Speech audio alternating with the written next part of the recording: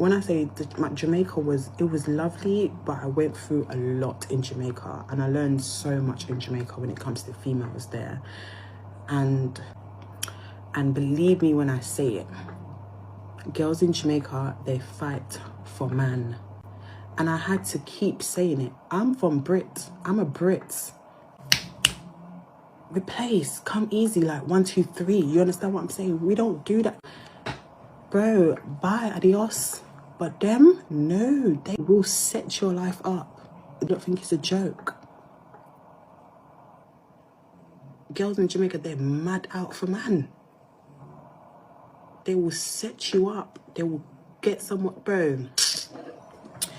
I've seen things. I remember one time I walked out the house and like 7 girls came.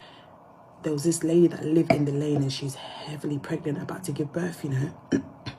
But I think she slept with someone's boyfriend and got pregnant. And the girl found out because the girl looked in his phone and saw voice recordings coming from her. And me and Banger were standing there listening. And about 7 of them, their family are protecting her, guarding her, telling her, don't come at the house, don't come at the house. I'm thinking, are you for real?